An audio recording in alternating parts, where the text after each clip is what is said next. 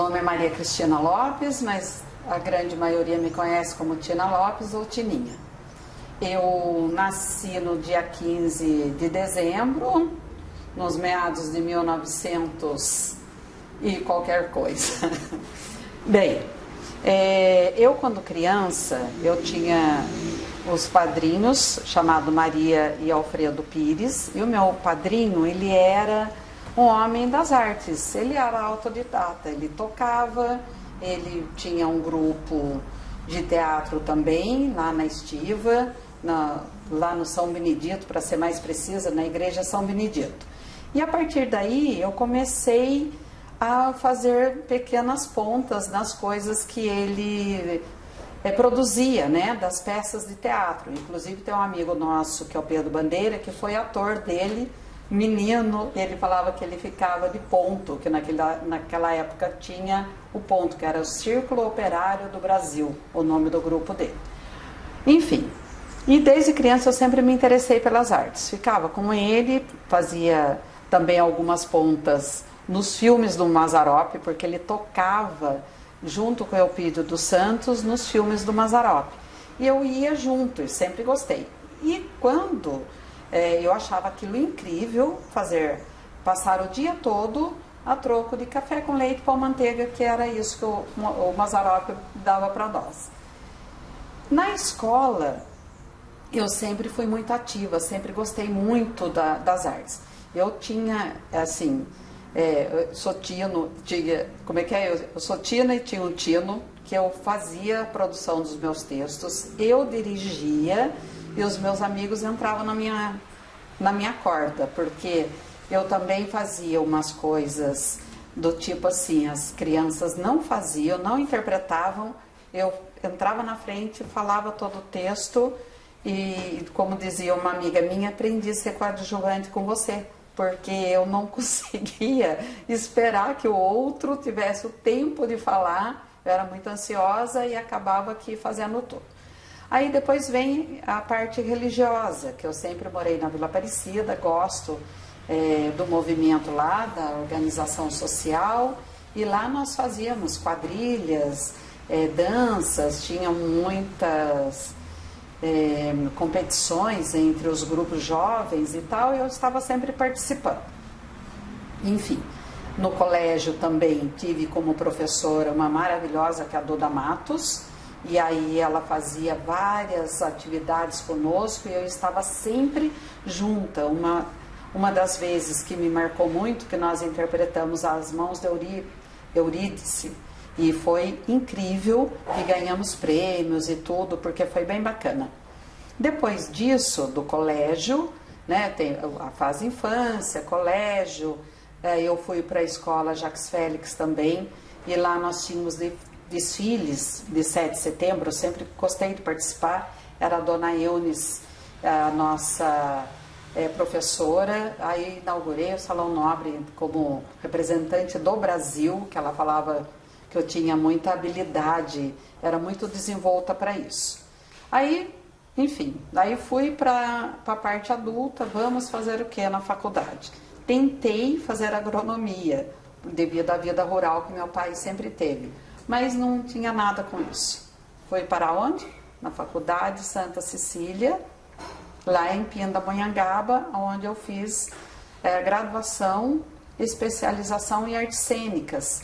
Aí passei no concurso da Escola Maestro Frego Camargo, fiquei trabalhando por lá muitos anos, dando aula de artes cênicas, era artes cênicas, não era artes dramáticas, e tem bons frutos dessa turma, tem Fernando Aventura, tem Tiago Amaral, Juliana Lute, Bia Lute, tem vários meninos aqui do Museu Monteiro Lobato também, uma grande maioria, Carlos, Kelly, Amanda, enfim, eu tenho grandes frutos que eu me orgulho deles. Minha filha Laura, que passou a fazer também produção cultural por conta da mãe ter essa trajetória.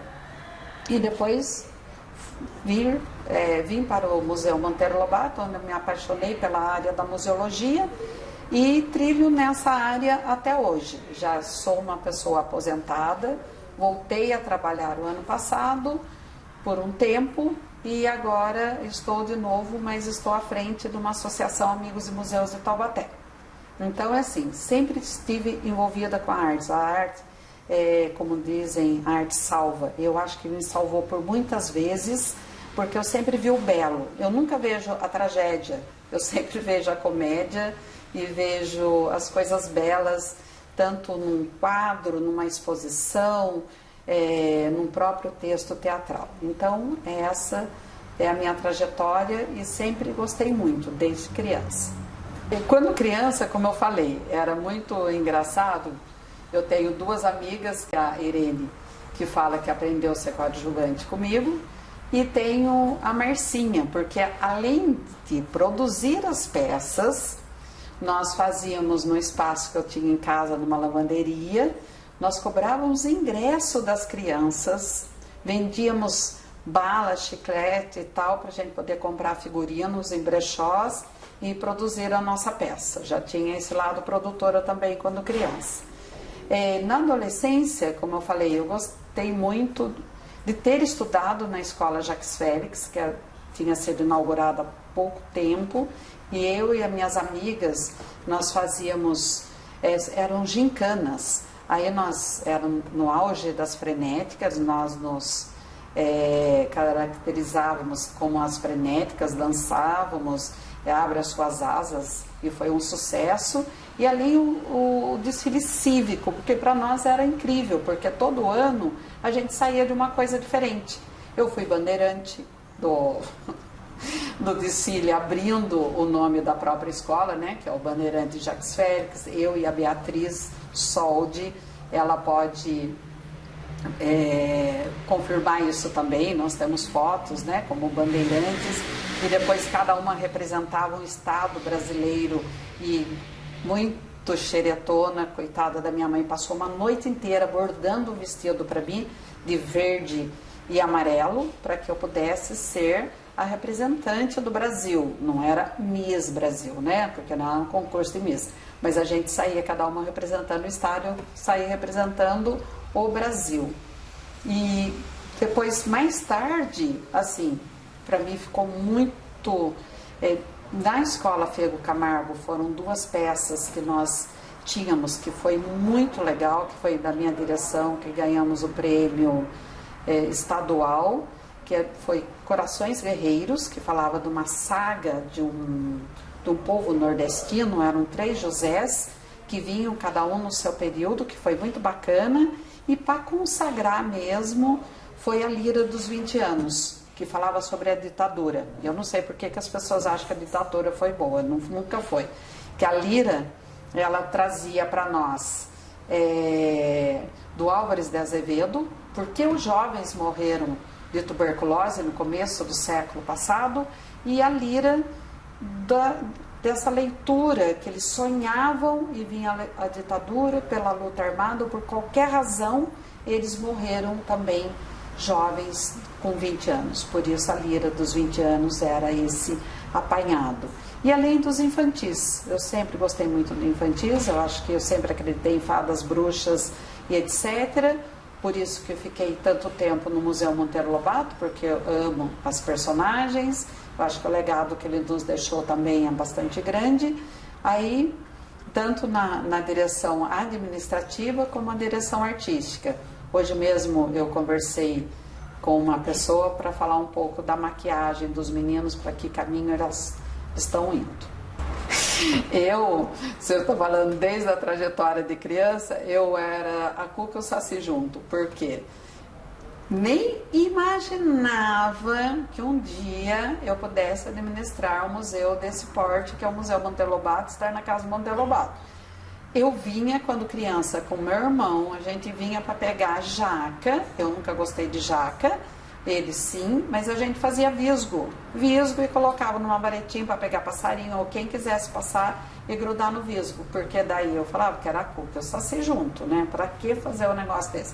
Mas é que a gente não tinha muito opção de brincadeira, mas brincávamos na rua, pular corda, amarelinha, tínhamos essa liberdade, porque eu sempre morei um pouco perto aqui do Museu Monteiro Lobato. Mas assim, a minha personagem predileta, acho que até o meu jeitão de ser, que sou muito sincera, gosto da cozinha, gosto de receber pessoas, organizar pessoas, eu sou a própria Anastácia. Eu gosto da Anastácia, sou descendente afro, as minhas tias são pretas, minha mãe, ela era parda, não chegava a ser branca, assim, esse tipo físico meu é muito do lado do meu pai, mas das minhas tias, e eu sempre fui Anastácia. E hoje todo mundo fica falando que eu sou a dona Benta, porque sou dona de algumas terras, sou produtora rural e tal, mas e no meu mundo, principalmente com a minha neta, é um mundo de liberdade. Eu acho que a criança tem que brincar, ela não tem que trabalhar, ela não tem que ter responsabilidades que não caibam à idade dela. As crianças precisam realmente brincar e ter essa liberdade. Então esse é meu lado Benta. Mas crianças, Saci e Emília, porque era irreverente, escrevia, dirigia, contestava, e depois, né, assim, Anastácia pela sabedoria popular, gosto muito da cultura popular, e Dona Benta hoje por ser produtora rural.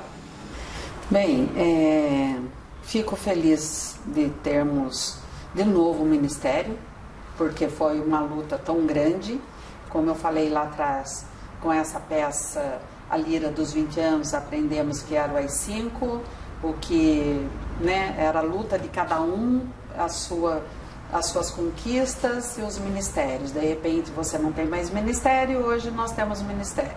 Eu acho que a cultura, ela vai ter muito acesso por meio desses conselhos, por meio de planos museológicos, planos municipais de cultura, com leis de incentivo que realmente possam fomentar coisas na cidade, não digo coisas, né? Fomentar a própria cultura, porque você pensa bem que uma lei de incentivo, para você produzir uma peça, eu vou falar da minha área, você vai chamar uma costureira que você conhece, ela é da cidade, você vai para um teatro municipal, embora eu não veja que é um teatro municipal, porque você tem que pagar umas custas sendo um grupo da cidade, mas você vai pagar para o pipoqueiro está lá, vende a pipoca, vende a água, você tem um ingresso ou não, você já está sendo pago de uma certa maneira para produzir teatro. Eu vejo muito isso pela luta dos meninos que estão em Taubaté, do coletivo ou por si só, cada um fazendo o seu melhor, se esmerando em fazer. Penso também que tem que ter muito mais acesso das crianças do município, conhecer os próprios museus, porque nós temos um senso que as escolas de fora, Grande Vale do Paraíba ou de São Paulo, região metropolitana de São Paulo, nos conhece, mas o próprio munícipe vem muito pouco ao museu. Então eu acho que tem que ter uma força-tarefa, sim, também pública, da gente que trabalha com isso, para que tragam crianças que você possa fazer formação de público. É essa nossa grande missão. E também, assim, quais são os rumos para serem tomados? Eu acho que precisa um pouco mais de união, porque as pessoas também trabalham muito por conta própria, não pensam muito no coletivo, e ter financiamentos, né, que a gente possa produzir, porque também sem verba a gente não consegue fazer nada sozinho. Eu quero sim, quero falar que vocês precisam salvaguardar a memória de Conceição Molinaro. Obrigada.